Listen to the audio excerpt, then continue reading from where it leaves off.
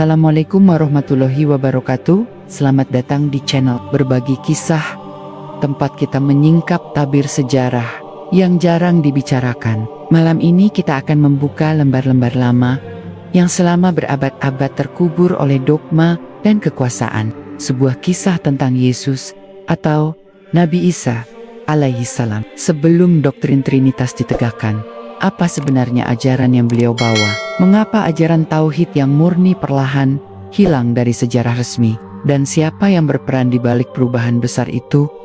Ikuti narasi ini sampai akhir, karena setiap detik akan membawa kita semakin dekat pada rahasia besar yang lama disembunyikan. Bismillah, mari kita mulai ceritanya.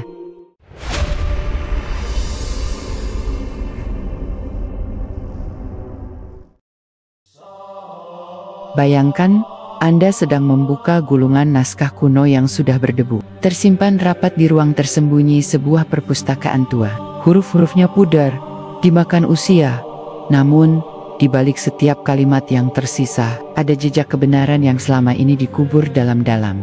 Kebenaran tentang seorang Nabi Agung, seorang utusan Allah yang disucikan, yang namanya masih kita dengar hingga kini, Yesus. Atau dalam bahasa Al-Quran disebut Isa Al-Masih, putra Maryam. Sejarah yang kita kenal hari ini, sejarah yang diajarkan di sekolah-sekolah teologi Kristen maupun yang dilestarikan gereja besar dunia, seakan hanya satu. Seakan Yesus datang membawa ajaran yang akhirnya dirumuskan dalam doktrin Trinitas, dipuja sebagai Tuhan, disembah sebagai anak Allah, lalu dilukiskan dalam ikon-ikon megah di katedral-katedral Eropa. Tetapi, semakin kita menggali lembaran lama, semakin kita mendengar bisikan rahasia dari naskah-naskah yang disembunyikan. Kita menemukan sesuatu yang jauh berbeda. Yesus sejatinya bukan datang membawa Trinitas, bukan datang membawa doktrin pengkultusan dirinya, melainkan ia datang sebagai Nabi Tauhid, menyeru kaumnya agar menyembah hanya satu Tuhan, Allah semesta alam. Dan inilah fakta yang jarang sekali terungkap dalam sejarah resmi. Fakta yang, jika disampaikan dengan jujur, akan mengguncang bangunan teologi yang selama berabad-abad berdiri megah. Al-Quran Surat Maryam ayat 30, Men katat, Yukapan, Isa sejak ia masih bayi di gendongan ibunya. Sesungguhnya aku ini hamba Allah, dia memberiku kitab, dan dia menjadikanku seorang nabi. Perhatikan baik-baik, bukan Tuhan, bukan anak Tuhan, tetapi hamba Allah. Sebuah pernyataan yang jelas, lugas, tanpa ruang untuk ditafsirkan berlebihan. Dari sejak awal kehidupannya, Yesus sendiri sudah menolak segala bentuk pengkultusan. Namun bagaimana bisa sebuah ajaran sejelas itu berubah begitu drastis menjadi doktrin Trinitas? Bagaimana perjalanan sejarah yang mengubah seorang Nabi Allah menjadi sosok yang disembah sejajar dengan Sang Pencipta? Disinilah kisah ini dimulai, sebuah perjalanan panjang menelusuri jejak ajaran asli Yesus sebelum kabut dogma menutupinya. Ketika kita menelusuri sumber-sumber Kristen awal, kita menemukan kejanggalan besar. Injil yang hari ini kita kenal hanyalah 4 Matius, Markus, Lukas, dan Yohanes. Tapi sejarah mencatat, pada abad-abad pertama, ada puluhan, bahkan ratusan Injil lain yang beredar di kalangan pengikut Yesus. Injil-Injil yang tidak semua diakui, tidak semua diselamatkan. Banyak di antaranya dibakar, dihapus, bahkan dilarang beredar. Mengapa? Karena terlalu jujur mengisahkan Yesus sebagai Nabi, bukan Tuhan. Ulama Ahlus Sunnah wal Jamaah menjelaskan bahwa Islam tidak datang membawa ajaran baru, melainkan meluruskan kembali ajaran para nabi terdahulu yang telah diselewengkan. Yesus pun tidak datang membawa agama baru. Ia datang untuk meneguhkan Taurat yang diturunkan kepada Musa, lalu menambahkan kabar gembira akan datangnya seorang Rasul terakhir. Al-Quran Surat As-Saff ayat 6 mengutip kata-kata Isa, "Wahai Bani Israel, sesungguhnya aku adalah utusan Allah kepadamu, membenarkan kitab sebelumku yaitu Taurat, dan memberi kabar gembira tentang seorang Rasul yang akan datang setelahku, yang namanya Ahmad." Ayat ini sangat penting, sebab di dalamnya Yesus sendiri mengakui 3 hal besar. Pertama, ia hanyalah utusan Allah. Kedua, ia bukan pembatal ajaran Tauhid Musa, melainkan penegasnya. Ketiga, ia bukan akhir dari mata rantai risalah, melainkan penghubung menuju Nabi Muhammad, penutup para nabi. Fakta ini tidak bisa ditemukan dalam Injil resmi gereja, tetapi Al-Quran mengabadikannya sebagai bukti otentik. Lalu, kapan semua ini berubah? Sejarah mencatat titik baliknya terjadi pada abad keempat Masehi. Sebuah konsili besar digelar di kota Nicaea pada tahun 325 Masehi. Di sanalah doktrin Trinitas mulai ditegakkan secara resmi. Tetapi sedikit orang yang tahu bahwa sebelum konsili itu terjadi pertentangan sengit di antara pengikut Yesus. Ada kelompok yang tetap memegang ajaran tauhid, dan ada kelompok yang mulai mengangkat Yesus ke derajat ketuhanan. Salah satu tokoh yang paling lantang menolak Trinitas adalah Arius, seorang presbiter dari Alexandria. Arius mengajarkan bahwa Yesus hanyalah makhluk ciptaan, seorang nabi mulia, tetapi bukan Tuhan. Ajaran Arius ini pada dasarnya sangat dekat dengan ajaran Islam. Namun, apa yang terjadi? Ajaran Arius ditindas, buku-bukunya dibakar, pengikutnya dikejar, dan sejarahnya dihapus. Gereja besar akhirnya memilih doktrin Trinitas sebagai kebenaran resmi, sementara ajaran Tauhid ditekan hingga nyaris hilang. Inilah rahasia besar yang jarang diungkap, bahwa di balik megahnya bangunan gereja, di balik indahnya lagu-lagu pujian, ada jejak pengkhianatan terhadap ajaran asli Yesus. Bukan Yesus yang mengajarkan dirinya Tuhan, melainkan manusia-manusia setelahnya yang mengangkatnya ke singgasana ketuhanan.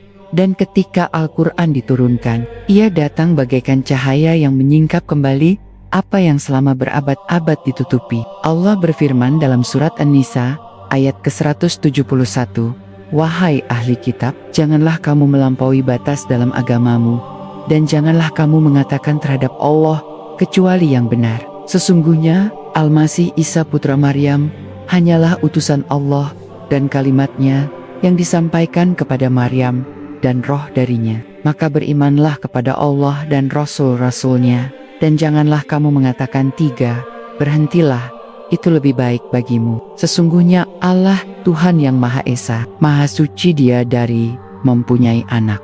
Ayat ini terdengar seperti sebuah koreksi tajam terhadap sejarah, sebuah teguran keras terhadap mereka yang melampaui batas, mengubah nabi menjadi Tuhan, mengubah tauhid menjadi syirik. Seiring kita membuka lembar demi lembar sejarah, semakin jelaslah bahwa ada dua aliran besar dalam pengikut Yesus.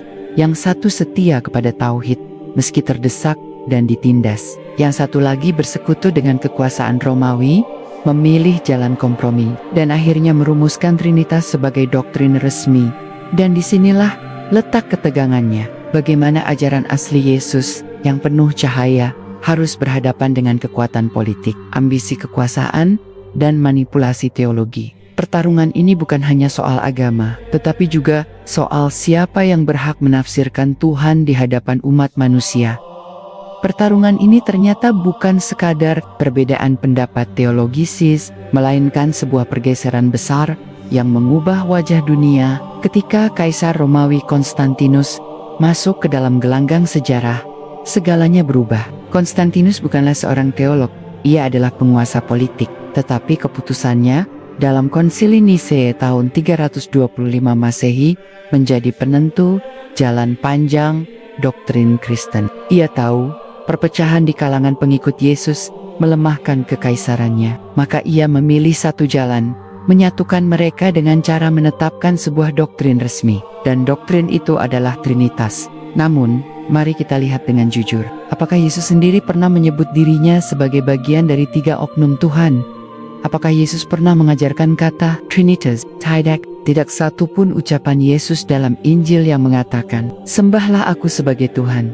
Sebaliknya, Yesus berkali-kali menyeru kaumnya agar menyembah Allah saja. Injil Markus pasal 12 ayat 29 masih menyimpan jejak ucapan itu. Hukum yang terutama ialah, dengarlah, hai orang Israel, Tuhan Allah kita, Tuhan itu Esa. Ucapan ini sejalan dengan kalimat tauhid yang dibawa oleh seluruh nabi Musa mengatakan hal serupa dalam Taurat, Muhammad menegaskan hal yang sama dalam syahadat, dan Yesus di antara mereka juga berdiri tegak dengan seruan yang identik, Tuhan itu Esa. Maka, siapapun yang jujur membaca sejarah akan melihat benang merah yang tak terputus. Tetapi setelah konsili itu, benang merah itu diputus dengan sengaja. Nama Arius menjadi musuh besar gereja. Kaum Arian, pengikut ajaran Tauhid Yesus, diburu hingga ke pelosok. Mereka disebut sesat, dipaksa meninggalkan keyakinannya, atau diusir. Injil-injil yang tidak sejalan dengan doktrin Trinitas dihancurkan. Dan sejak saat itu, sejarah resmi disusun ulang. Bayangkan, berabad-abad lamanya generasi setelahnya hanya mengenal satu versi sejarah. Satu versi yang disahkan oleh penguasa, dicatat oleh gereja, dan diajarkan turun-temurun. Tetapi jauh di bawah tanah, di balik gua-gua, di antara gulungan naskah yang tersembunyi, kebenaran tetap bernafas. Naskah-naskah yang ditemukan di Qumran pada abad ke-20, yang kita kenal sebagai gulungan laut mati, menjadi saksi bisu bahwa ajaran Tauhid pernah hidup subur di kalangan Bani Israel. Naskah-naskah itu bukan berasal dari Yesus langsung, tetapi menggambarkan bahwa ada kelompok yang menolak keras penyembahan berlebihan, yang tetap setia pada satu Tuhan. Dan Al-Quran datang tidak hanya sekadar mengoreksi, tetapi juga mengkonfirmasi. Dalam surat Al-Maidah ayat 72, Allah menegaskan, sungguh telah kafir orang-orang yang mengatakan bahwa Allah ialah Al-Masih putra Maryam. Padahal Al-Masih sendiri berkata, wahai Bani Israel, sembahlah Allah, Tuhanku dan Tuhanmu. Sesungguhnya barang siapa mempersekutukan Allah, maka Allah mengharamkan surga baginya, dan tempat tinggalnya ialah neraka. Perhatikan dengan teliti. Ayat ini mengutip langsung seruan Yesus sendiri. Sembahlah Allah, Tuhanku dan Tuhanmu. Kalimat itu menghapus segala keraguan. Yesus tidak pernah meminta disembah. Yesus menyebut Allah sebagai Tuhannya, sama seperti kita menyebut Allah sebagai Tuhan kita. Lalu bagaimana mungkin seorang hamba, seorang nabi, seorang makhluk yang lahir dari rahim Maryam bisa diangkat menjadi Tuhan yang disembah? Inilah fakta mencengangkan yang jarang diungkap, bahwa Trinitas bukanlah ajaran Yesus. Trinitas adalah produk politik, hasil kompromi antara teologi dan kekuasaan. Dan ketika umat Kristen hari ini memegang teguh doktrin itu, sesungguhnya mereka memegang warisan Konsili Nise, bukan warisan asli Yesus. Namun, pertanyaan besar pun muncul. Mengapa Allah mengizinkan semua ini terjadi? Mengapa ajaran Tauhid yang dibawa Yesus dibiarkan ditutupi oleh kabut kesesatan? Disinilah kita harus memahami sunatullah dalam sejarah. Allah selalu mengutus nabi demi nabi setiap kali manusia mulai menyimpang. Tetapi setelah Isa diangkat ke langit, tidak ada lagi nabi hingga datangnya Muhammad. Masa itu adalah masa ujian, masa di mana manusia diuji dengan pilihan, mengikuti cahaya tauhid atau terjerumus dalam kegelapan syirik. Riwayat-riwayat syahih dalam hadis Rasulullah Muhammad memberi penjelasan yang sangat kuat tentang hal ini. Dalam Sahih Muslim, Rasulullah bersabda, demi zat yang jiwaku berada di tangannya, tidak ada seorang pun dari umat ini, baik Yahudi maupun Nasrani, yang mendengar tentang aku kemudian mati tanpa beriman kepadaku, kecuali ia pasti termasuk penghuni neraka. Hadis ini bukan sekadar peringatan, tetapi juga konfirmasi bahwa risalah Muhammad adalah kelanjutan langsung dari ajaran Isa, bahwa siapapun yang benar-benar mengikuti Isa dengan jujur akan sampai pada Muhammad. Tetapi para penguasa dunia tidak menginginkan itu. Mereka lebih memilih jalan yang memberi mereka kekuatan, popularitas, dan kendali. Trinitas memberi mereka itu semua dengan mengangkat Yesus ke singgasana ketuhanan. Gereja bukan hanya menguasai akidah umat, tetapi juga menguasai hati dan pikiran manusia. Dan semakin lama, semakin sulit bagi umat awam membedakan antara kebenaran wahyu dan manipulasi sejarah. Namun, Allah tidak membiarkan kebenaran hilang. Ia menurunkan Al-Quran sebagai furqan, pembeda antara yang benar dan yang batil. Dan setiap kali kita membaca ayat-ayat tentang Isa, kita seakan membuka kembali lembaran asli yang telah dihapus. Kita seakan menemukan catatan sejarah yang lebih tua, lebih murni, lebih jujur daripada semua dokumen gereja. Bayangkan jika semua manusia di muka bumi ini membaca dengan hati terbuka surat Maryam ayat 30 tadi. Bagaimana mungkin mereka masih menuhankan Isa? Bayangkan jika semua pengikut Yesus membaca dengan sungguh-sungguh surat Al-Maidah ayat 72 tadi. Bagaimana mungkin mereka masih percaya bahwa Isa adalah Tuhan? Sejarah ini seperti sebuah puzzle. Potongan-potongannya tersebar di berbagai tempat di dalam Injil yang tersisa, di dalam gulungan laut mati, di dalam catatan-catatan sejarah awal, dan yang paling utuh di dalam Al-Quran. Ketika potongan-potongan itu kita susun, terbentuklah gambaran utuh tentang ajaran Yesus, asli ajaran Tauhid, ajaran Islam, ajaran yang murni, memuja Allah yang Maha Esa. Dan disinilah letak ketegangannya semakin kuat, karena kebenaran ini, meskipun jelas dan tegas, telah berabad-abad ditutupi. Seolah ada kekuatan besar yang tidak mengizinkan manusia melihatnya. Setiap kali ada orang yang mencoba membongkar, ia dituduh sesat, dipenjara, atau bahkan dibunuh. Sejarah ditulis oleh pemenang, tetapi kebenaran selalu mencari jalannya untuk muncul. Satu hal yang jarang disadari adalah bahwa Al-Quran tidak datang untuk menghapus jejak sejarah Yesus, tetapi justru untuk meluruskan. Seolah Allah sendiri turun tangan untuk menyelamatkan kisah seorang Nabi Agung yang telah dipelintir. Ketika dunia percaya bahwa Isa mati disalib, Al-Quran menyatakan hal yang berbeda. Dalam surat An-Nisa ayat 157, Allah berfirman, "Dan karena ucapan mereka, sesungguhnya kami telah membunuh Al-Masih Isa putra Maryam, Rasul Allah. Padahal mereka tidak membunuhnya dan tidak pula menyalibnya, melainkan diserupakan bagi mereka. Sesungguhnya orang-orang yang berselisih paham tentang hal itu benar-benar dalam keraguan-raguan. Mereka tidak mempunyai keyakinan tentang siapa yang dibunuh itu, kecuali mengikuti persangkaan belaka, dan mereka tidak meyakini bahwa mereka telah membunuhnya." Ayat ini meledakkan bom sejarah yang selama ini ditutupi. Seluruh doktrin keselamatan dalam kekristenan bertumpu pada salib, bahwa Yesus mati untuk menebus dosa manusia. Tetapi jika Isa tidak disalib, seluruh fondasi itu runtuh. Maka, dari sudut pandang Islam, salib bukanlah simbol penebusan dosa, melainkan simbol manipulasi sejarah. Para ulama Ahlus Sunnah menjelaskan bahwa yang disalib bukanlah Isa, melainkan seseorang yang diserupakan wajahnya. Ada riwayat syahih yang menyebutkan salah satu pengkhianat di antara kaum Yahudilah yang diserupakan, lalu dialah yang dihukum mati. Sementara Isa diangkat Allah ke langit, diselamatkan dari makar musuh-musuhnya. Fakta ini mengubah segalanya, karena artinya Yesus tidak mati sebagai korban, tetapi diselamatkan sebagai Nabi mulia. Dan ia akan kembali di akhir zaman untuk menegakkan kebenaran. Hadis sahih menjelaskan lebih jauh. Rasulullah Muhammad bersabda, sebagaimana tercatat dalam Sahih Bukhari dan Sahih Muslim, bahwa di akhir zaman Isa putra Maryam akan turun kembali, menghancurkan salib membanu Bobi dan menghapus jizyah. Ia akan mematahkan simbol-simbol kesesatan, termasuk keyakinan bahwa dirinya adalah Tuhan. Isa akan menegaskan kembali tauhid, mengikuti syariat Nabi Muhammad, dan menjadi saksi atas umat yang telah menyelewengkan ajarannya. Bayangkan momen itu, seorang nabi yang selama berabad-abad dianggap Tuhan oleh sebagian manusia, turun kembali ke bumi hanya untuk menolak pengkultusan dirinya. Ia akan berdiri di hadapan dunia dan berkata, "Aku hanyalah hamba Allah."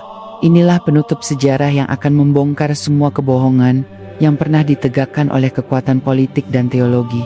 Jika kita melihat lebih dalam, tampak jelas pola yang terjadi. Setiap kali kebenaran tauhid muncul, selalu ada kekuatan besar yang berusaha menekannya. Bani Israel menolak Musa, bahkan berusaha membunuhnya. Mereka juga menolak nabi-nabi setelahnya. Sebagian dibunuh, sebagian diusir. Lalu mereka menolak Isa, menuduh ibunya berzina, berusaha menyalibnya. Dan akhirnya mereka pun menolak Muhammad, menuduhnya penyihir, pembohong, bahkan ingin membunuhnya. Tetapi Allah selalu menjaga risalahnya. Dalam konteks inilah kita bisa memahami mengapa Al-Quran begitu keras menegur ahli kitab.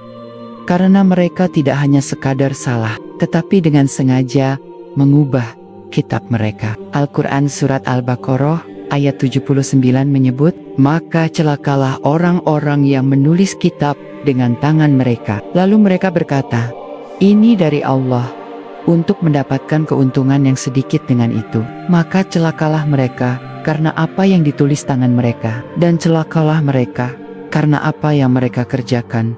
Ayat ini bukan sekadar sindiran, ia adalah dakwaan sejarah. Injil yang ada hari ini bukan lagi firman murni Allah. Ia telah ditulis ulang, ditambah, dikurangi, diubah sesuai kepentingan. Dan inilah sebabnya mengapa ajaran asli Yesus, ajaran Tauhid, hilang dari tangan umatnya sendiri.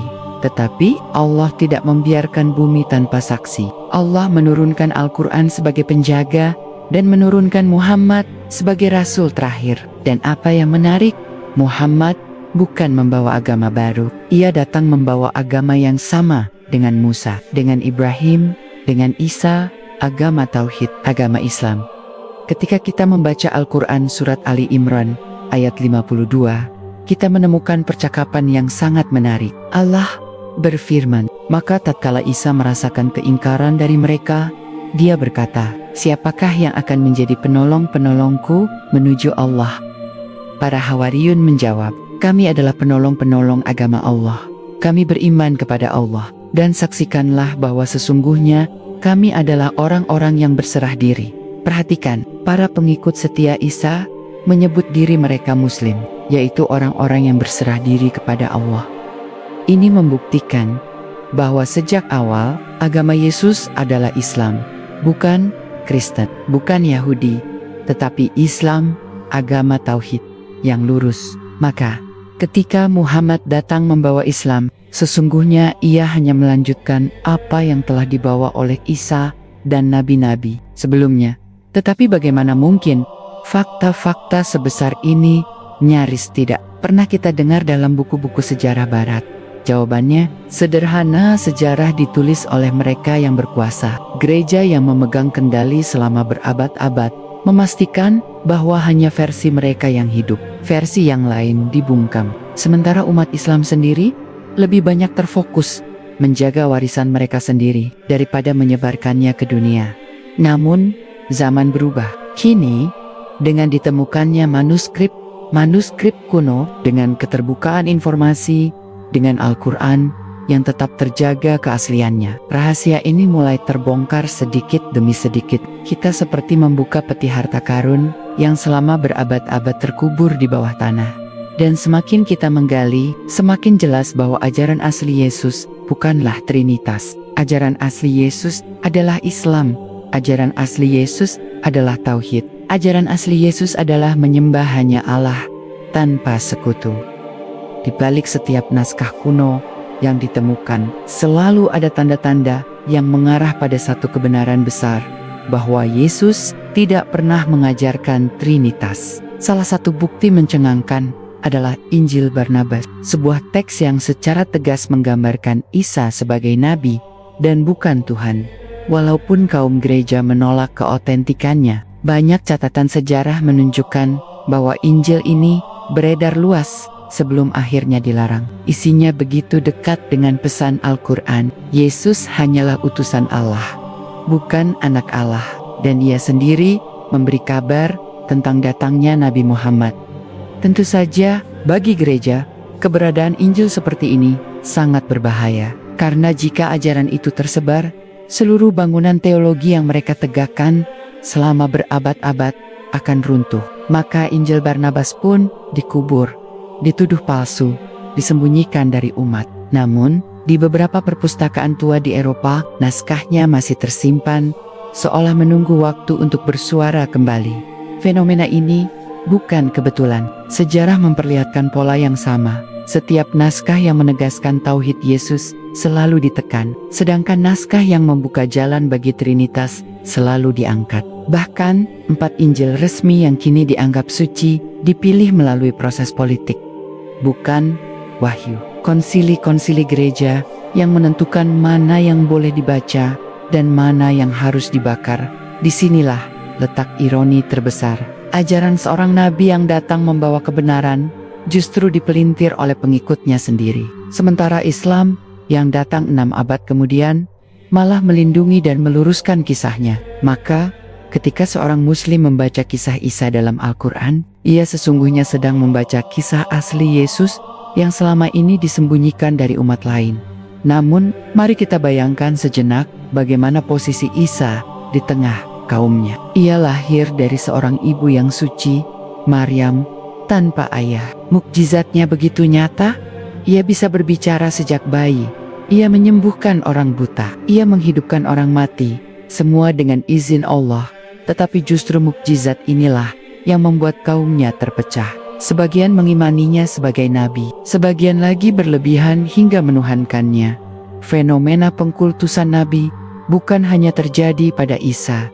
Dalam sejarah Bani Israel, mereka juga pernah berlebihan pada Musa, bahkan menyembah patung anak sapi emas ketika Musa pergi menerima wahyu. Ini menunjukkan bahwa kecenderungan manusia untuk melampaui batas selalu ada. Allah berulang kali memperingatkan mereka, tetapi mereka tetap tergelincir. Dan pada Isa, kesalahan itu mencapai puncaknya dari sekadar nabi menjadi Tuhan. Padahal Isa sendiri menolak semua itu. Dalam Al-Quran surat Al-Maidah ayat 116, digambarkan sebuah dialog yang akan terjadi di hari kiamat. Allah bertanya kepada Isa, "Hai Isa putra Maryam, adakah engkau mengatakan kepada manusia, jadikanlah aku dan ibuku sebagai dua Tuhan selain Allah?" Isa menjawab, "Maha suci engkau, tidaklah patut bagiku mengatakan apa yang bukan hakku. Jika aku pernah mengatakannya, tentu engkau mengetahuinya. Engkau mengetahui apa yang ada pada diriku, sedangkan aku tidak mengetahui apa yang ada padamu. Sesungguhnya engkau maha mengetahui perkara yang gaib. Aku tidak pernah mengatakan kepada mereka kecuali apa yang engkau perintahkan kepadaku, yaitu sembahlah Allah, Tuhanku dan Tuhanmu." Ayat ini seperti membuka layar panggung akhir zaman. Isa sendiri kelak akan bersaksi di hadapan Allah bahwa ia tidak pernah mengajarkan dirinya Tuhan. Kesaksian itu akan menjadi palu terakhir yang menghancurkan seluruh doktrin Trinitas. Tetapi sebelum hari itu tiba, sejarah manusia harus melalui fase panjang. Fase di mana kebatilan seolah menang, di mana suara kebenaran ditekan, di mana tauhid Isa tertutupi oleh kabut, dan fase itu dimulai sejak Trinitas ditegakkan. Namun, meski ditekan, jejak-jejak tauhid tetap bertahan. Dalam catatan sejarah, ada sekte-sekte kecil Kristen awal yang menolak Trinitas. Mereka disebut Ebionit, Arian, dan kelompok-kelompok lain yang menegaskan bahwa Yesus hanyalah manusia pilihan Allah. Sayangnya, karena tidak didukung kekuasaan, mereka pun hilang dari panggung sejarah. Hanya sedikit catatan yang tersisa. Sebagian besar dilabeli sesat. Disinilah kita melihat keajaiban Al-Quran tanpa menyebut nama kelompok-kelompok itu. Al-Quran meneguhkan keyakinan mereka, seakan Allah mengabadikan suara minoritas yang dibungkam sejarah. Seakan Al-Quran berkata, meskipun kalian disembunyikan, kebenaran kalian tetap hidup di dalam firman Allah. Dan memang, semakin kita dalami Al-Quran, semakin kita temukan bahwa Isa bukanlah pusat agama. Isa hanyalah bagian dari rangkaian panjang para nabi. Yang menjadi pusat adalah Allah, Tuhan yang Maha Esa. Semua nabi dari Adam, Nuh, Ibrahim, Musa, Isa, hingga Muhammad membawa pesan yang sama, La ilaha illallah, tidak ada Tuhan selain Allah. Inilah yang seharusnya menjadi fokus manusia, bukan berdebat tentang apakah Isa Tuhan atau manusia, bukan memperumit diri dengan konsep 3 oknum dalam satu zat, tetapi kembali kepada esensi menyembah Allah yang satu, yang menciptakan langit dan bumi. Tetapi sayangnya, sebagian besar umat Kristen hari ini tidak mengetahui fakta ini. Mereka hanya mengenal Yesus versi gereja, bukan Yesus versi wahyu Allah. Mereka hanya mendengar kisah salib, bukan kisah penyelamatan. Mereka hanya diajarkan Trinitas, bukan tauhid. Dan selama itu berlangsung, mereka hidup dalam kabut sejarah. Namun, Al-Quran terus menjadi cahaya. siapapun yang membaca dengan hati yang jernih akan menemukan kembali Isa yang asli. Isa yang lahir suci, Isa yang berbicara dari buayan, Isa yang mengajarkan tauhid, Isa yang menolak disembah, Isa yang diangkat ke langit, dan Isa yang kelak akan turun kembali untuk menghancurkan kebohongan yang telah lama bertahan. Maka, narasi ini bukan sekadar cerita masa lalu. Ia adalah kisah yang sedang berlangsung. Sebuah kisah yang belum selesai. Sebuah kisah yang akan mencapai klimaksnya ketika Isa benar-benar turun kembali. Dan ketika itu terjadi, seluruh dunia akan menyaksikan dengan mata kepala sendiri bahwa ajaran asli Yesus bukanlah Trinitas, melainkan Tauhid. Seiring kita menelusuri sejarah, ada satu hal yang semakin jelas, ajaran asli Yesus tidak pernah berdiri di atas dasar Trinitas. Trinitas hanyalah hasil keputusan politik, sedangkan ajaran Yesus sejati berakar pada tauhid yang murni. Jika kita mundur ke abad pertama, generasi paling awal, pengikut Isa, yang disebut Hawariyun atau para murid, tidak mengenal istilah Trinitas. Mereka memandang Isa sebagaimana yang ia katakan sendiri, seorang hamba Allah, seorang nabi, seorang pembawa risalah. Bukti ini masih bisa kita lihat dari jejak Injil paling awal. Injil Markus misalnya, tidak menampilkan Yesus sebagai Tuhan, melainkan sebagai guru yang diutus Allah. Konsep ketuhanan Yesus justru baru muncul lebih kuat dalam Injil Yohanes, yang ditulis jauh setelah peristiwa penyaliban. Ketika pergeseran doktrin sudah mulai terjadi, inilah pola yang harus dicatat. Semakin jauh Injil ditulis dari masa hidup Yesus, semakin besar peluang ajaran tauhidnya diselewengkan. Markus ditulis sekitar 70 Masehi, Matius dan Lukas sekitar 80-90 Masehi, dan Yohanes sekitar 100 Masehi. Sedangkan Yesus wafat, atau tepatnya diangkat Allah sekitar tahun 30-an Masehi. Jarak puluhan tahun itu adalah ruang kosong di mana manipulasi bisa dengan mudah masuk. Al-Quran datang menutup ruang manipulasi itu. Isa dalam Al-Quran berbicara lugas, sesungguhnya aku ini hamba Allah. Isa dalam Al-Quran menegaskan, sembahlah Allah, Tuhanku dan Tuhanmu. Isa dalam Al-Quran memberi kabar gembira tentang kedatangan Ahmad, yaitu Nabi Muhammad. Tidak ada satupun jejak Trinitas di dalam Al-Quran. Dan yang lebih mengejutkan, sejarah gereja sendiri mencatat bahwa perdebatan soal siapa Yesus itu berlangsung sengit selama ratusan tahun. Jika benar Yesus sejak awal mengajarkan dirinya sebagai Tuhan, mengapa butuh ratusan tahun perdebatan untuk memutuskan? Mengapa sampai harus ada konsili, harus ada voting, harus ada keputusan politik? Kebenaran sejati tidak butuh perdebatan panjang. Kebenaran sejati akan tegak dengan sendirinya.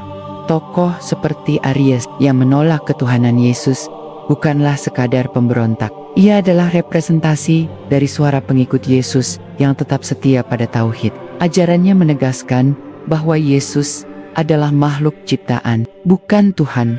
Dan inilah yang paling dekat dengan Islam. Tetapi suara Aries dipatahkan, bukan dengan argumen wahyu, melainkan dengan kekuatan politik Konstantinus. Inilah fakta mencengangkan yang jarang dipahami oleh banyak orang Kristen sendiri. Mereka meyakini bahwa doktrin Trinitas adalah kebenaran suci sejak awal. Padahal, itu hanyalah hasil kompromi politik. Bahkan banyak teolog Kristen modern yang secara jujur mengakui bahwa istilah Trinitas tidak pernah disebut Yesus, tidak pernah diajarkan oleh para murid, dan baru dirumuskan secara resmi berabad-abad setelahnya. Di titik ini, kita bisa melihat betapa kuatnya peran Al-Quran sebagai penjelas sejarah. Bayangkan jika Al-Quran tidak ada, mungkin tidak ada yang bisa mengembalikan Isa ke posisi sebenarnya. Dunia hanya akan mengenal Yesus sebagai Tuhan, bukan sebagai Nabi, dan sejarah akan kehilangan jejak tauhid yang dibawanya. Tetapi Allah tidak membiarkan itu terjadi. Isa tetap diabadikan sebagai Nabi dalam Al-Quran. Isa tetap disebut sebagai hamba Allah, tetap dikisahkan menolak disembah. Isa tetap ditulis memberi kabar gembira tentang Ahmad. Semua itu adalah bukti bahwa ajaran asli Yesus bukan Trinitas, melainkan Islam.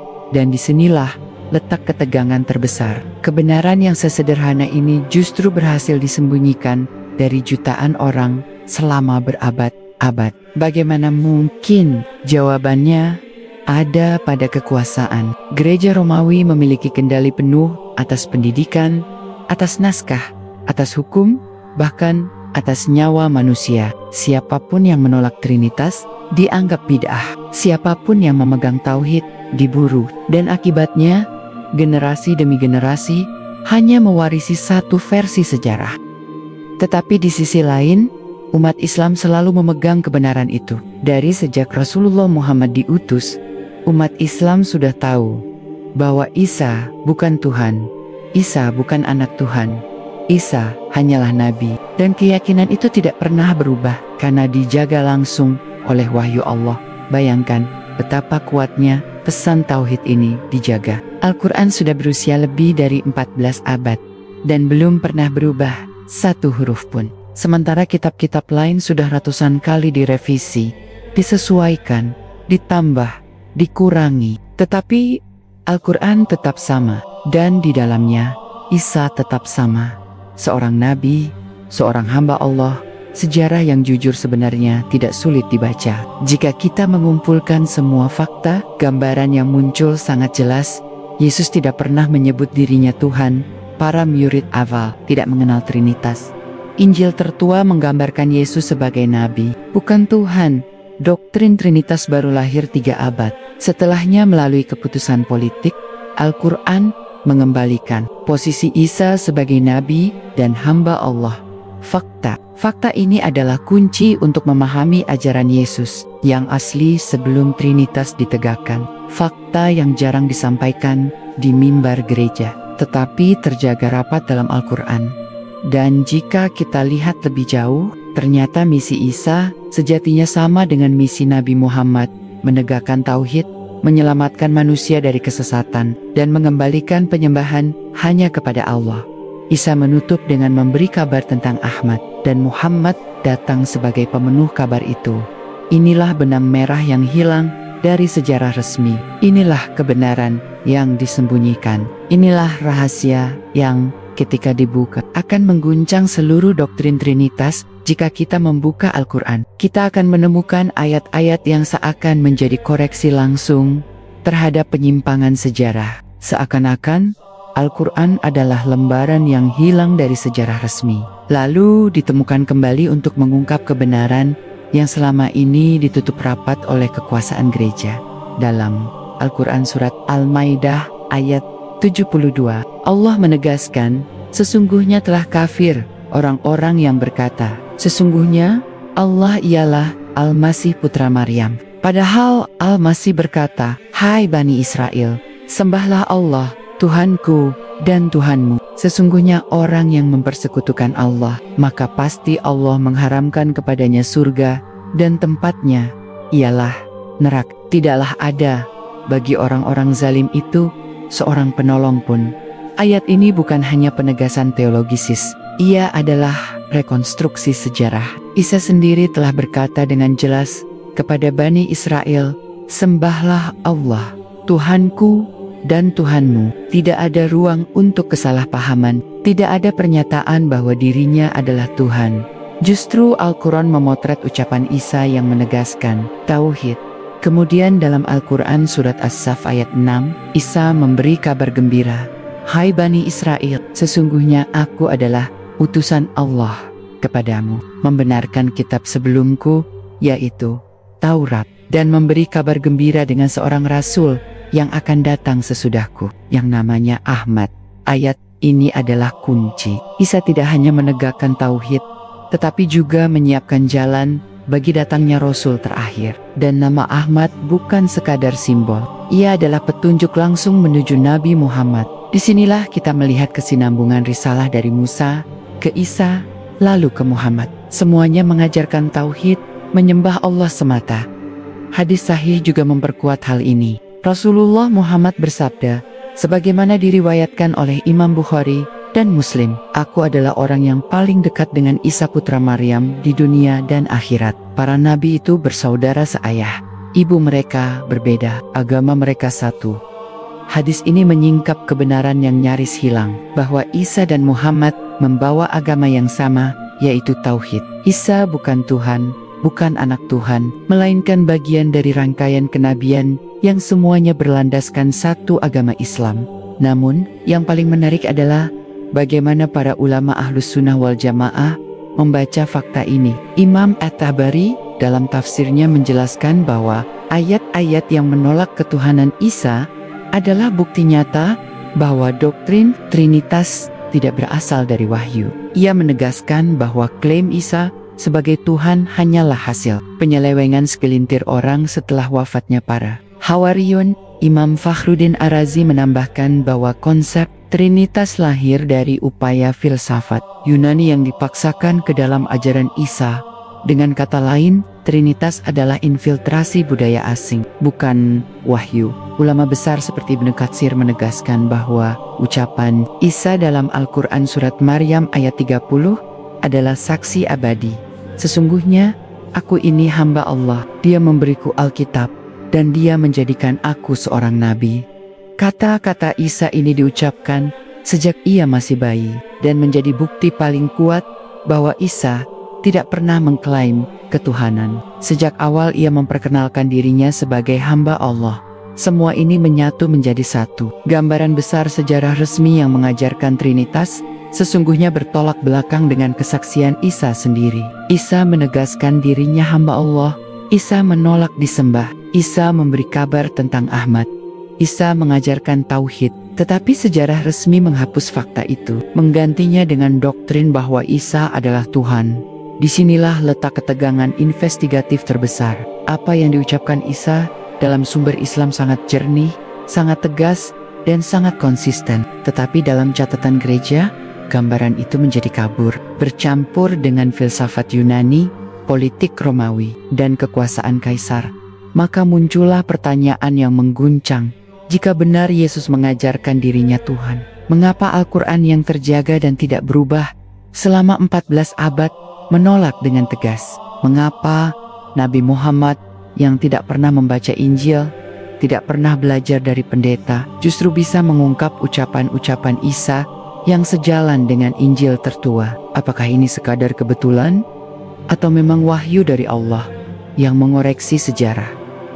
Pertanyaan-pertanyaan ini adalah lubang yang tidak bisa ditutup oleh doktrin Trinitas. Semakin kita membuka lembar demi lembar, semakin terlihat bahwa ajaran asli Yesus sebelum Trinitas ditegakkan adalah tauhid. Dan semakin jelas pula bahwa Islam bukanlah agama baru, melainkan pengembalian pada agama asli semua nabi.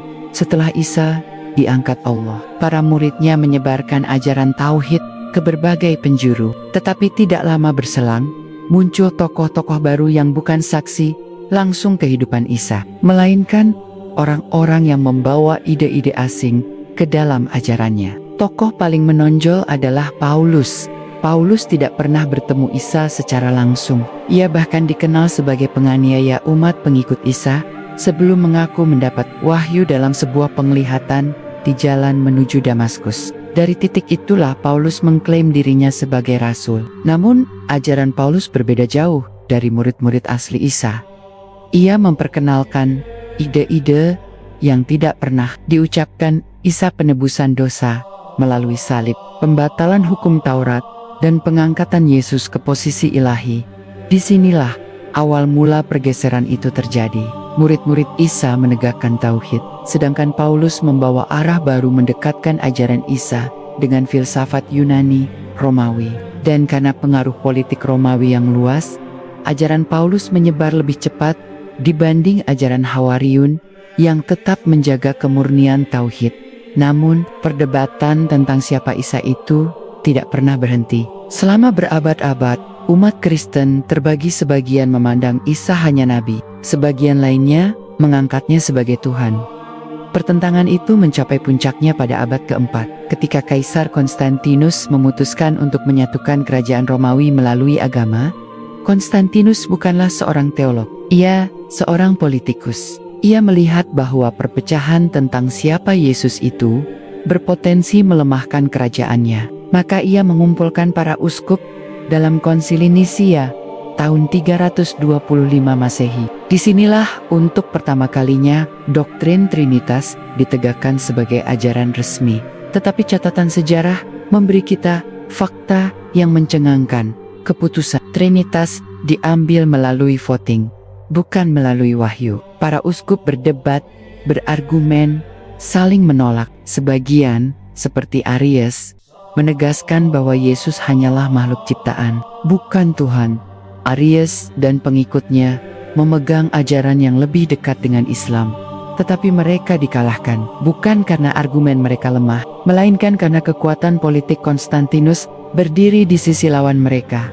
Konstantinus menginginkan persatuan, dan persatuan itu hanya bisa dicapai dengan menetapkan satu doktrin resmi. Maka Trinitas dipilih, Arius dikutuk sebagai heretik, dan ajaran tauhid tersingkir.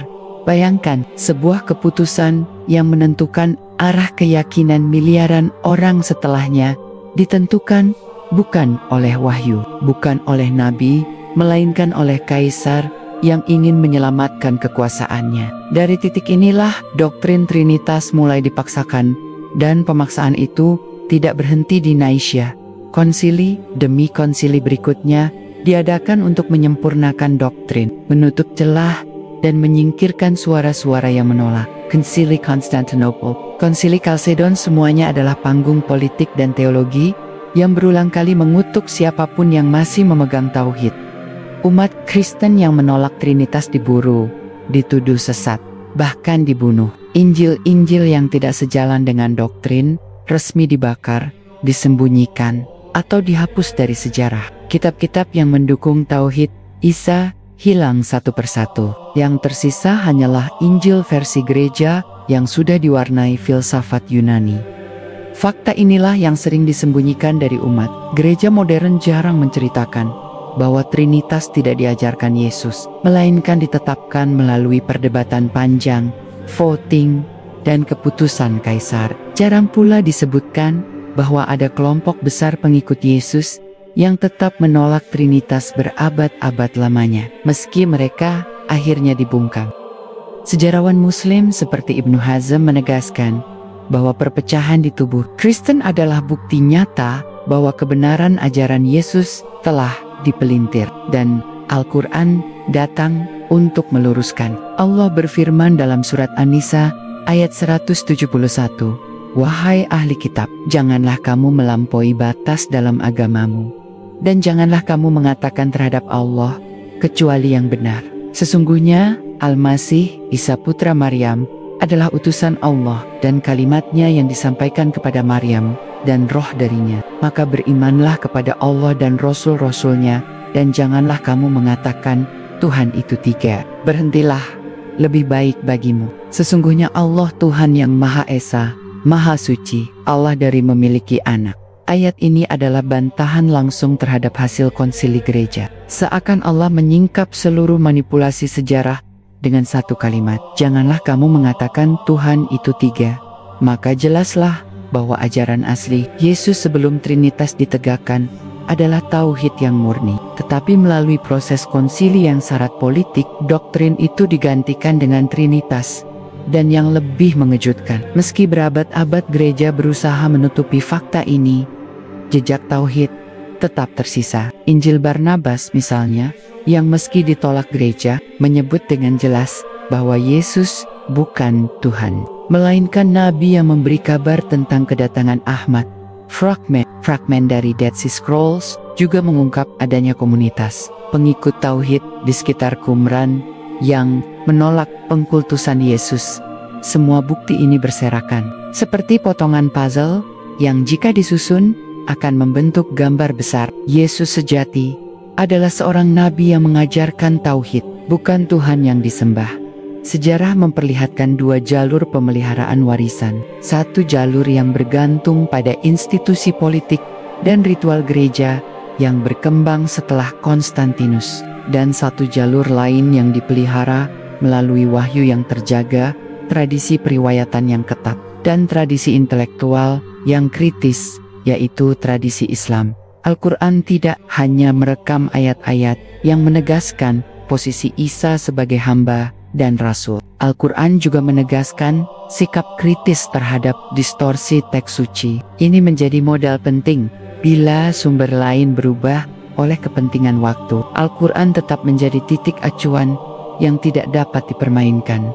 Para sahabat dan tabi'in memperkuat pemahaman ini. Mereka menyambut kisah-kisah tentang nabi-nabi terdahulu sebagai bagian dari kesatuan risalah. Hadis-hadis syahih yang menjelaskan kedatangan Isa di akhir zaman, yang menggambarkan tugasnya untuk meluruskan kembali ajaran yang disalahpahami, memberi ramalan eksplisit tentang bagaimana sejarah akan menutup lalu membuka kembali kebenaran. Riwayat-riwayat tersebut memberi keyakinan teologisis bahwa apa yang telah diselewengkan tidak hilang tanpa jejak, dan bahwa Allah akan mengembalikan kebenaran itu pada waktunya. Selain peran wahyu dan hadis, para ulama klasik Ahlus Sunnah wal Jamaah mengembangkan disiplin tafsir, ilmu hadis, sejarah, dan perbandingan agama yang menjadikan klaim tentang Isa dapat diuji secara kritis. Imam-imam tafsir seperti OTT, Tabari, Ibnu Katsir, dan Imam Al-Qurtubi mengumpulkan narasi-narasi yang relevan, menafsirkan ayat-ayat tentang Isa, menimbang riwayat-riwayat, dan konteks sejarahnya, serta mengaitkannya dengan fakta-fakta historis yang tersedia. Mereka bukan sekadar menolak klaim yang bertentangan dengan tauhid, melainkan juga menelusuri bagaimana klaim itu muncul, siapa, kapan, dan melalui mekanisme apa. Pendekatan ini memberi kedalaman argumentatif yang tidak dimiliki oleh catatan, yang lahir dari konsensus politik semata. Di lapangan sejarah tekstual, umat Islam juga menunjukkan kepekaan. Para sarjana Muslim sejak awal berdialog, mengonfrontasi, dan menelaah literatur Kristen, baik teks-teks yang diakui maupun yang diasingkan. Ada catatan interaksi intelektual antara bangsa Arab Muslim dengan umat Kristen Suriah, Koptik, dan Bizantium. Terjemahan Injil dalam bahasa Syriak, Koptik, dan versi-versi Yunani lokal tetap bertebaran di ruang-ruang itu. Dari sinilah umat Islam memperoleh wawasan tentang ragam ajaran Kristen awal, termasuk kelompok-kelompok non-Trinitarian yang tetap bertahan di pinggiran sejarah resmi. Yang penting untuk digarisbawahi adalah pelestarian. Narasi Tauhid Isa bukanlah soal nostalgia semata. Ini soal bukti tekstual dan kesaksian berlapis. Ketika manuskrip apokrifa ditemukan, atau ketika fragmen kuno dianalisis, pola yang muncul seringkali menunjukkan keberagaman teologi awal, termasuk versi yang menegaskan kemanusiaan Isa dan menolak pemujaan terhadap. Sejumlah komunitas Kristen Timur mempertahankan praktik dan doktrin yang tidak persis identik dengan Trinitas yang dipaksakan dinaisi, meskipun catatan mereka juga berubah oleh waktu. Jejak pluralitas itu tetap ada, di samping usaha ilmiah dan teologisis. Terdapat juga momentum historis yang membuat pesan Tauhid Isa terus hidup di ranah umat Islam, dakwah, dan dialog. Para ulama dan dai Muslim berinteraksi dengan ahli kitab menggunakan logika, ayat 20 ayat Al-Quran, dan bukti historis membuka ruang dialog publik yang mengingatkan kembali pada ajaran Isa yang sebenarnya. Karya-karya polemikal klasik, kitab-kitab yang menyanggah klaim ketuhanan Isa, menempatkan Al-Quran dan hadis sebagai rujukan utama, memadukan argumen tekstual dan historis. Ini membuat topik tersebut tidak hanya wacana internal umat Islam, melainkan juga perdebatan lintas komunitas yang membiarkan sejumlah fakta lama muncul ke permukaan. Ketegangan dramatisnya adalah ketika kebenaran yang sangat sederhana bahwa Isa menyeru tauhid dihadapkan pada struktur berpuluh abad yang mengakar. Pembuktian saja tidak selalu cukup untuk menggeser keyakinan besar. Agama dan institusi memiliki daya tahan, ritual, seni, dan budaya yang memperkokoh identitas. Oleh sebab itu, narasi investigatif ini menuntut bukan hanya bukti, tetapi juga pemaparan mekanisme bagaimana langkah demi langkah warisan Isa diputarbalikkan, dan bagaimana Islam memegang kembali tongkat kebenaran. Mari kita singkap beberapa fragmen yang menambah ketegangan. Ada teks-teks yang dibakar atau disisihkan, dokumen-dokumen yang tidak menguntungkan, klaim ketuhanan, sementara teks-teks yang mendukung transformasi ilahiyah justru dipertahankan dan disebarluaskan. Proses seleksi itu tidaklah netral. Ia melibatkan kepentingan kekuasaan, identitas komunal, dan kebutuhan politik. Analisis dari perspektif ini menjelaskan mengapa doktrin Trinitas mampu mengakar karena ia dilindungi oleh mesin institusional yang kuat. Di sisi lain, Al-Quran hadir sebagai counterweight, bobot pembanding yang otoritatif dan terjaga yang mengoreksi klaim-klaim tersebut. Ayat-ayat yang secara eksplisit menolak pemuliaan Isa dan menegaskan posisi kenabiannya tidak hanya menjadi doktrin teologisis, tetapi juga bukti sejarah yang disajikan oleh Wahyu sendiri. Ketika Wahyu menyatakan bahwa yang disalib bukanlah Isa, dan bahwa Isa menyebut dirinya hamba, itu bukan sekadar pernyataan doktrinal dalam kerangka narasi ini. Itu adalah pembalikan fakta historis yang disengaja. Menariknya, narasi ini juga menemukan gema dalam sejumlah pengakuan internal pada tradisi Kristen sendiri, pengakuan yang jarang disiarkan ke khalayak umum. Beberapa teolog Kristen modern mengakui bahwa konsep tertentu berkembang, kemudian dipengaruhi oleh kategori teologisis Yunani, konsep substans dan person dalam filsafat, dan bukan berasal dari kata-kata literal Yesus. Pengakuan semacam ini, bila dikontekstualkan, memperkuat tesis besar, Trinitas adalah hasil interaksi teks, budaya, dan politik setelah masa kenabian, bukan refleksi langsung tiap ucapan Isa.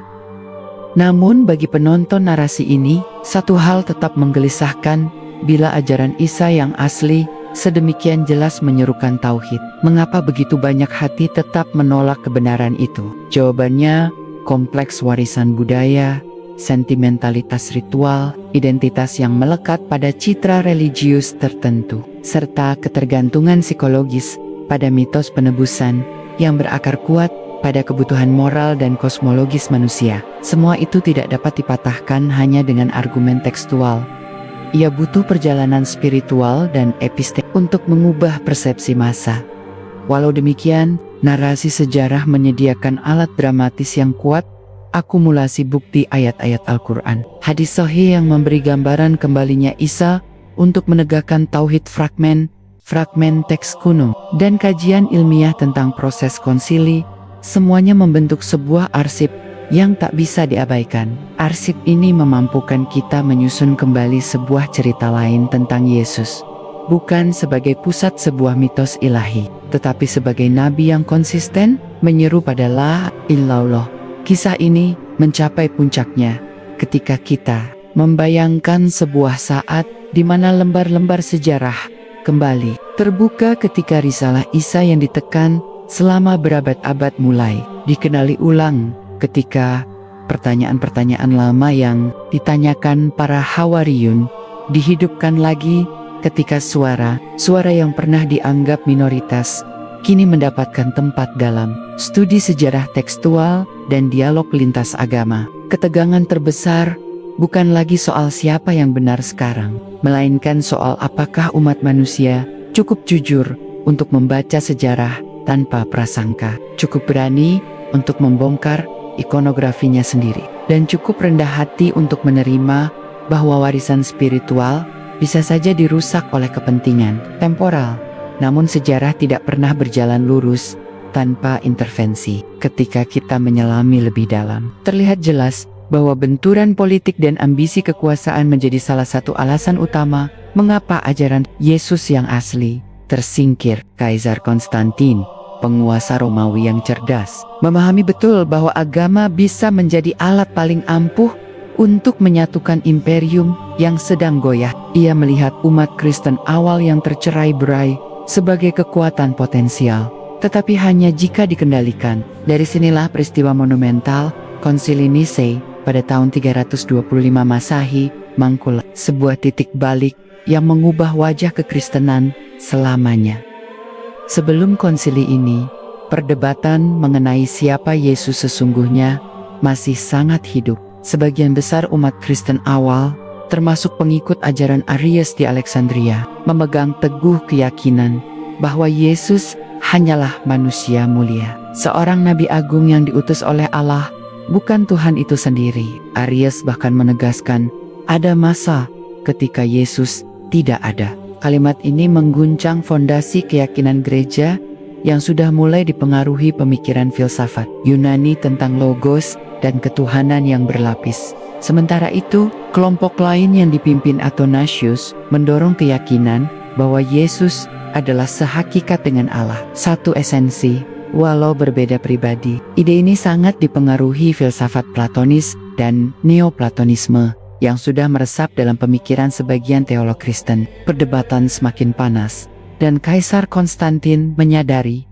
bahwa jika ia tidak turun tangan, pertikaian teologisis ini bisa merusak persatuan politik kekaisarannya.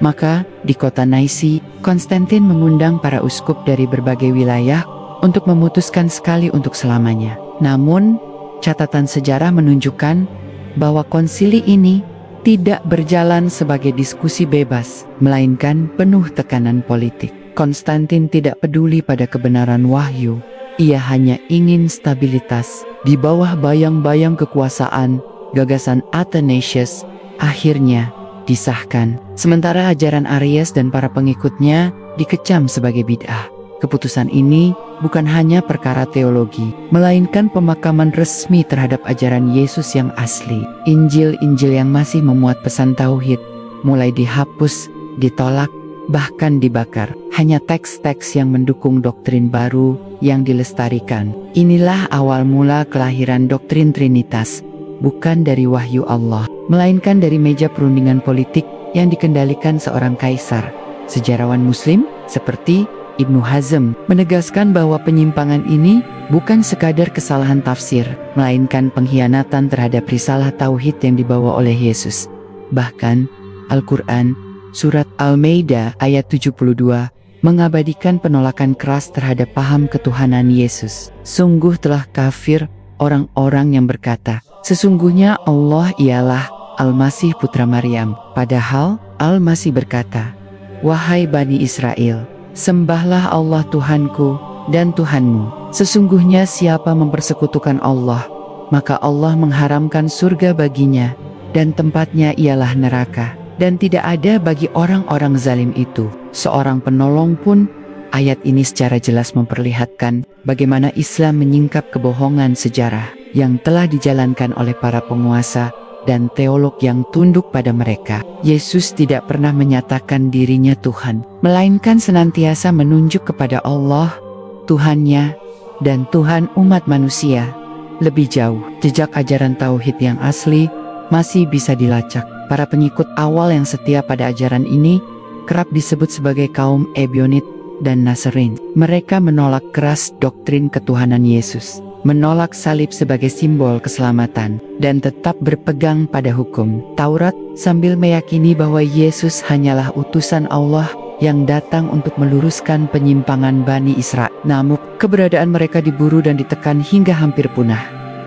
Pertanyaannya yang menggantung adalah, bagaimana mungkin sebuah ajaran yang begitu murni, begitu jelas dalam menegaskan tauhid, bisa terkubur oleh sejarah resmi? Jawabannya ada pada perpaduan antara politik, filsafat Yunani, dan ambisi gereja yang ingin menguasai hati umat. Doktrin Trinitas tidak lahir dari lisan Yesus, melainkan dari pertemuan politik di Nicaea yang menandai kemenangan kekuasaan atas kebenaran wahyu.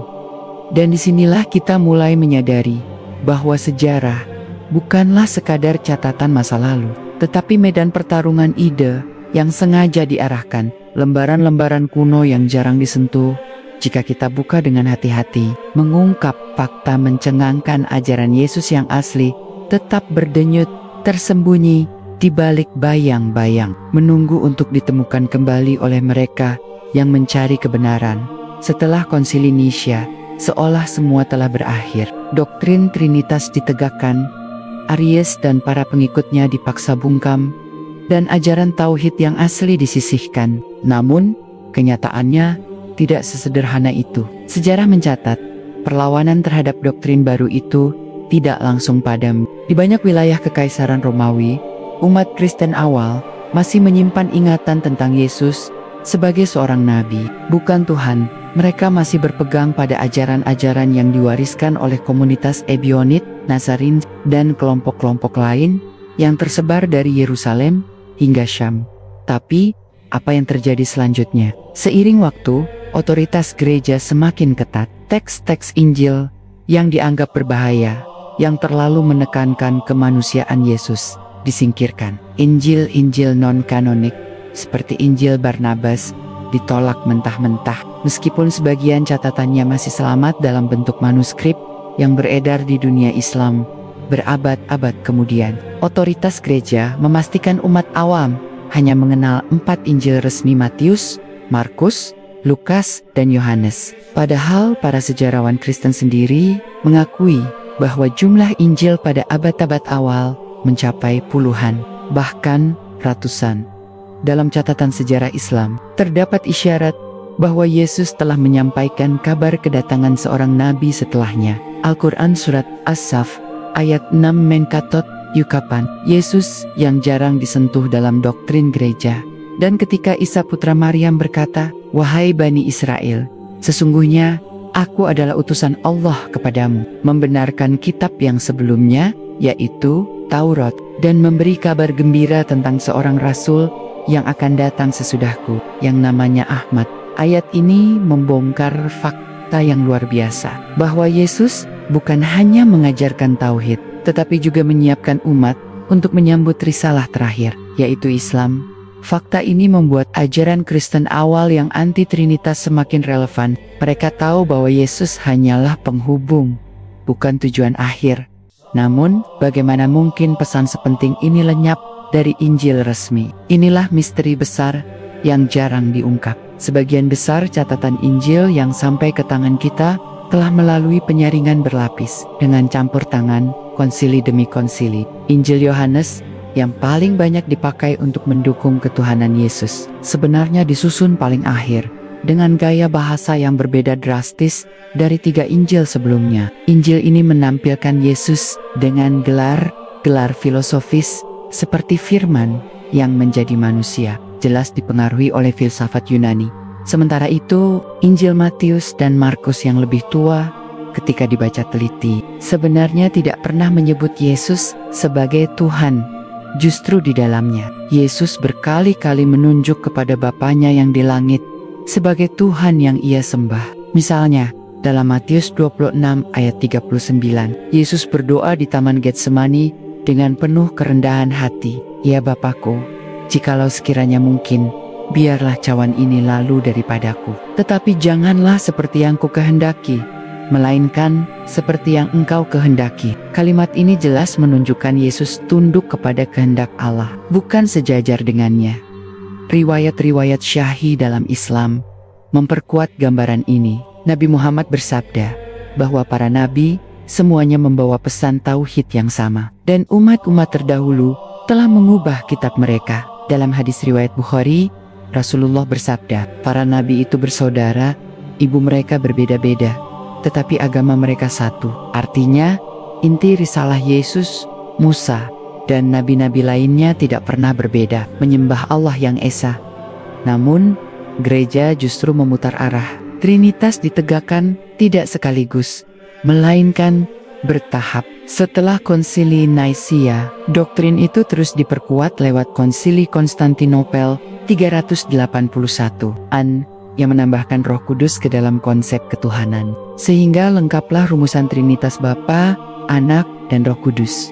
Lalu pada konsili Efesus 431 Masehi, Maria diangkat menjadi Theotokos atau Bunda Allah, menambah lapisan kultus yang menjauh dari tauhid. Semua ini menegaskan bahwa doktrin tersebut adalah hasil keputusan politik keagamaan yang berangsur-angsur, bukan ajaran Yesus sendiri.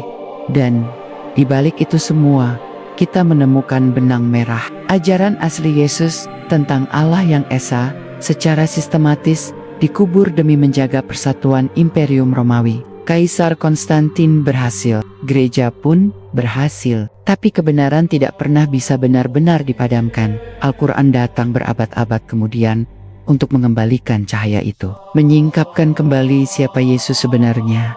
Pertanyaannya, mengapa fakta-fakta ini jarang diungkap? Mengapa suara kaum Ebionit dan Nasarins hilang dari buku-buku sejarah resmi? Dan mengapa umat Kristen modern jarang sekali mendengar bahwa Yesus sendiri telah menubuatkan datangnya seorang nabi setelahnya. Semua ini menunjukkan bahwa sejarah yang kita warisi bukanlah catatan murni, melainkan narasi yang sudah dipoles, dipilah, dan diarahkan setelah Konsili Naisea dan Konsili Konstantinopel. Suara-suara yang masih memegang teguh tauhid belum sepenuhnya hilang. Jejak mereka, meski samar, masih dapat ditemukan di berbagai pelosok dunia. Kelompok-kelompok yang menolak Trinitas menolak disebut Kristen Ortodoks, karena mereka tahu ajaran yang ditegakkan gereja bukanlah ajaran Yesus yang asli. Salah satu kelompok penting adalah kaum Ebionit. Mereka disebut sebagai pengikut Yesus yang tetap setia pada hukum Taurat dan menolak keras pengkultusan dirinya. Bagi kaum Ebionit, Yesus hanyalah seorang nabi, manusia pilihan Allah, bukan Tuhan atau bagian dari Trinitas. Mereka menolak keras tulisan-tulisan Paulus yang menurut mereka telah menyimpangkan pesan asli Yesus dengan pengaruh filsafat Yunani dan gagasan keselamatan lewat penyaliban. Ebionit berpegang pada Injil Ibrani yang diyakini lebih dekat kepada Injil yang asli, meskipun kemudian ditekan hingga hampir musnah. Selain Ebionit, ada juga kaum Nazarin. Mereka berbeda dari Kristen Paulus, tetap memegang hukum Taurat dan memandang Yesus sebagai Mesias yang diutus, bukan Tuhan. Sumber-sumber sejarah menunjukkan bahwa kedua kelompok ini sempat bertahan cukup lama, terutama di wilayah Syam dan sekitarnya, sebelum akhirnya dibungkam oleh tekanan gereja. Namun, bukti paling mencengangkan datang dari luar catatan gereja. Dalam riwayat Islam, kita mendapati kesaksian yang menyelamatkan potongan-potongan kebenaran sejarah ini. Nabi Muhammad menyampaikan bahwa setiap nabi membawa risalah tauhid yang sama. Bahkan Al-Quran surat Al-Ikhlas turun untuk menegaskan kembali inti ajaran yang dibawa oleh para nabi. Katakanlah, dialah Allah yang Maha Esa, Allah tempat bergantung segala sesuatu. Dia tidak beranak dan tidak diperanakan, dan tidak ada sesuatu pun yang setara dengannya. Ayat ini bukan hanya sebuah pernyataan teologisis, melainkan juga bantahan langsung terhadap pondasi Trinitas. Ia menjawab secara gamblang klaim bahwa Yesus adalah anak Tuhan, atau bahwa Allah memiliki persekutuan dalam ketuhanan. Sejarawan Muslim seperti Al-Qurtubi dan Ibnu Taimiyah menjelaskan bahwa penyimpangan umat Nasrani muncul karena dua hal. Pertama, karena masuknya filsafat Yunani yang menafsirkan wahyu dengan logika manusia, dan kedua, karena tekanan politik Romawi yang menjadikan agama sebagai instrumen kekuasaan. Jika kita menelusuri manuskrip-manuskrip kuno, ada bukti lain yang memperkuat hal ini. Injil Barnabas, meskipun ditolak gereja, memuat banyak ajaran yang selaras dengan Al-Quran. Yesus dalam Injil Barnabas menolak disebut Tuhan, menegaskan dirinya hanya seorang nabi, bahkan memberi kabar tentang kedatangan seorang utusan setelahnya yang bernama Muhammad. Meski manuskrip ini kini diragukan keasliannya oleh para sejarawan barat, banyak isinya yang justru terlalu konsisten dengan Al-Quran untuk diabaikan. Pertanyaannya, mengapa teks semacam ini begitu cepat disingkirkan? Karena ia membongkar kerapuhan fondasi Trinitas.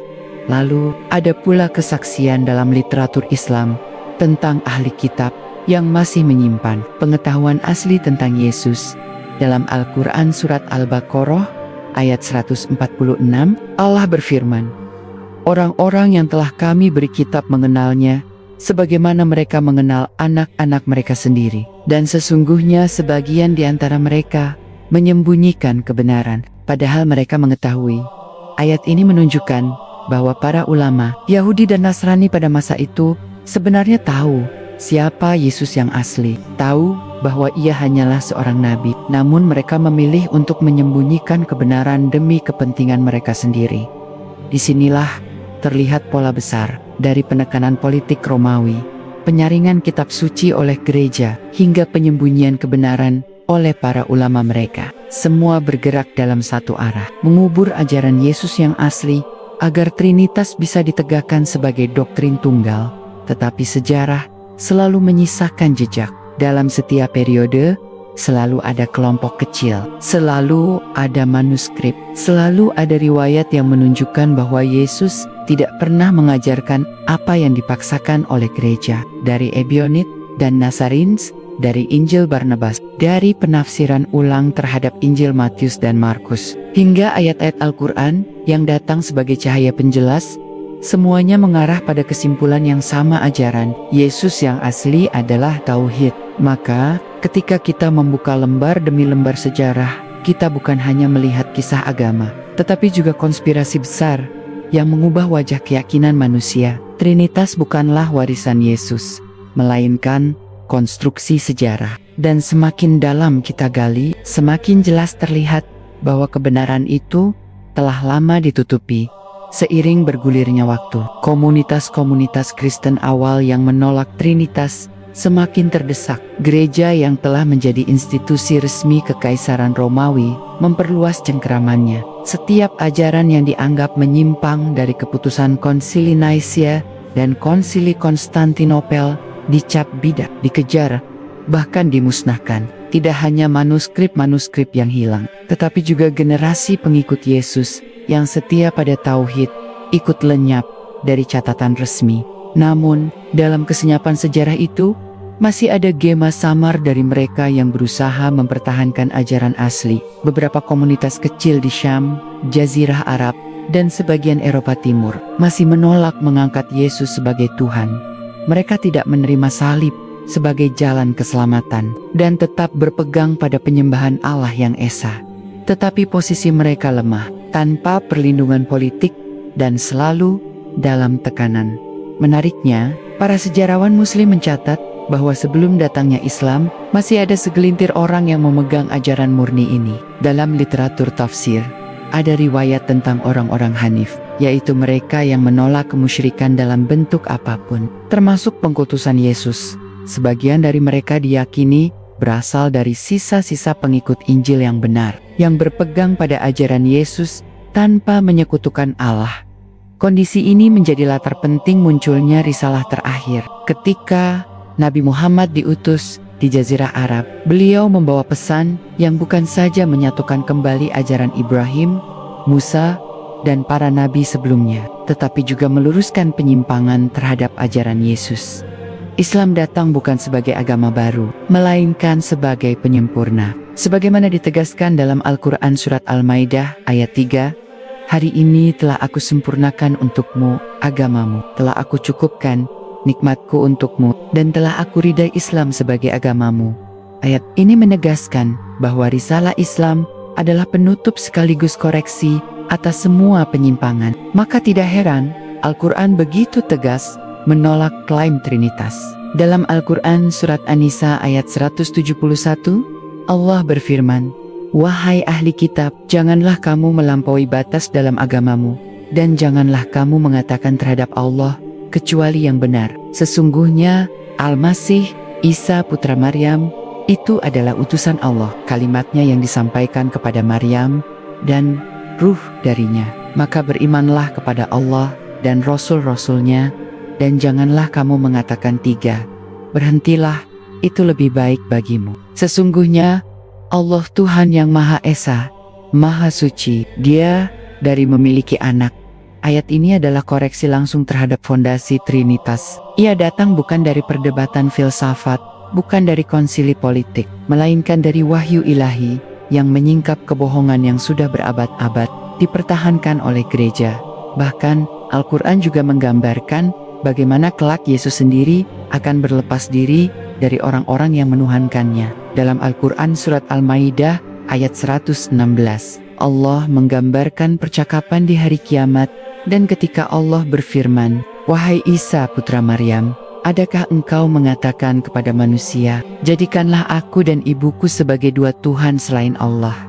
Isa menjawab, "Maha suci engkau, tidak patut bagiku mengatakan apa yang bukan hakku. Jika aku pernah mengatakannya, tentu engkau mengetahuinya. Engkau mengetahui apa yang ada pada diriku, sedangkan aku tidak mengetahui apa yang ada pada dirimu. Sesungguhnya engkau maha mengetahui perkara yang haib." Inilah bukti paling kuat bahwa Yesus tidak pernah mengajarkan dirinya sebagai Tuhan. Justru beliau akan bersaksi menolak klaim itu di hadapan Allah. Sejarah yang telah dikubur ratusan tahun akhirnya dibongkar kembali oleh Al-Quran. Risalah Islam tidak hanya datang sebagai jalan hidup umat Muhammad, tetapi juga sebagai pelurusan catatan sejarah yang telah diputarbalikkan. Dengan demikian, kita melihat bahwa ajaran Yesus yang asli tetap berdenyut meski ditutupi oleh lapisan politik, filsafat, dan institusi gereja. Ia berdenyut dalam kelompok kecil pengikutnya yang setia. Ia berdenyut dalam riwayat-riwayat samar yang lolos dari sensor. Dan akhirnya, ia bersinar terang kembali dalam wahyu Islam. Namun, pertanyaannya belum selesai. Bagaimana mungkin kebohongan sebesar ini bisa bertahan berabad-abad? Apa yang membuat Trinitas begitu kokoh hingga mampu menutupi fakta ajaran asli Yesus? Jawabannya ada pada kekuatan narasi yang dibangun gereja. Persekutuan mereka dengan kekuasaan politik dan strategi sistematis dalam menghapus jejak sejarah alternatif. Dan ketika kita mengurai lebih dalam, kita akan menemukan bahwa kebohongan itu tidak berdiri sendiri. Ia ditopang oleh perburuan manuskrip, pembakaran kitab, hingga penghapusan tokoh-tokoh yang berseberangan. Semuanya dilakukan untuk memastikan bahwa dunia hanya mengenal Yesus versi Trinitas, bukan Yesus yang asli. Nabi Allah yang menyeru manusia kepada tauhid. Setelah Trinitas ditegakkan secara resmi, gereja tahu satu hal selama manuskrip lama, komunitas tauhid dan ajaran asli Yesus masih bertahan. Doktrin baru mereka tidak akan kokoh. Maka dimulailah sebuah proyek besar yang jarang diungkap dalam buku-buku. Sejarah populer proyek penghapusan sistematis. Sejarawan mencatat, ratusan Injil beredar di abad-abad awal. Ada Injil Ibrani, Injil Mesir, Injil Nasarins, Injil Ebionet, hingga Injil Barnabas. Tidak sedikit dari Injil ini menolak gagasan ketuhanan Yesus dan menegaskan tauhid. Namun sejak Konsili Naisea, gereja hanya mengakui 4 Injil Matius, Markus, Lukas, dan Yohanes. Selebihnya dicap apokrif, dilarang dibaca, dan banyak yang dimusnahkan.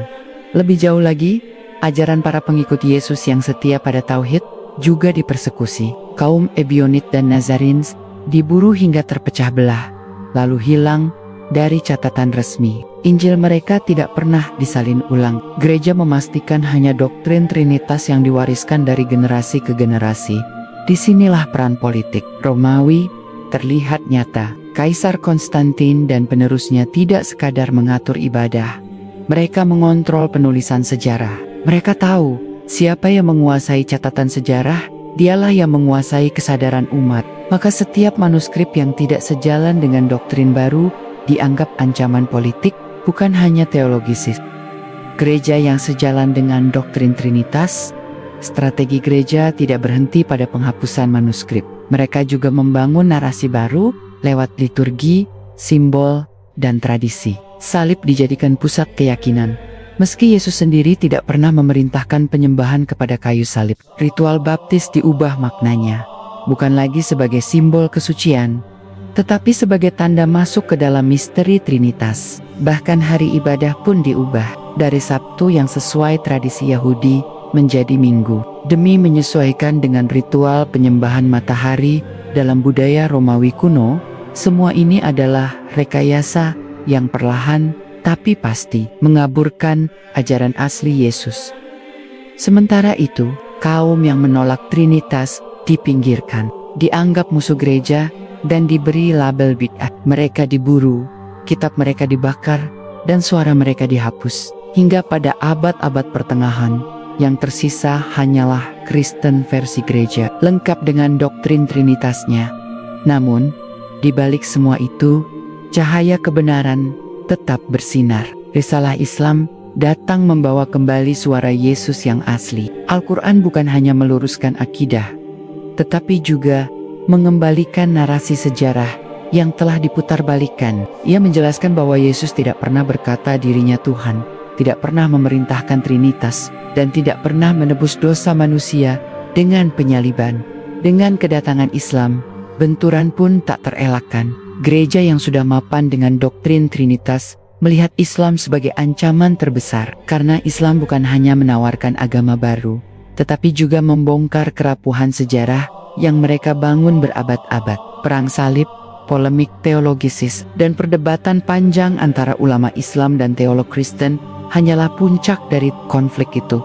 Di satu sisi, ada narasi resmi gereja yang ditegakkan dengan darah dan pedang. Di sisi lain, ada wahyu yang datang dengan kejernihan. Dan ketika dua arus besar ini bertemu, sejarah memperlihatkan bagaimana Islam perlahan membuka lembar-lembar yang sengaja disembunyikan pada Akernia. Sejarah panjang ini memperlihatkan sebuah pola yang jelas, ajaran Yesus yang asli, yang murni tauhid, sejak awal sudah ditentang oleh kekuatan politik dan keagamaan yang ingin membentuk sebuah doktrin baru. Trinitas bukanlah ajaran Yesus, melainkan hasil keputusan konsili, hasil perdebatan para teolog, dan hasil kompromi politik Romawi.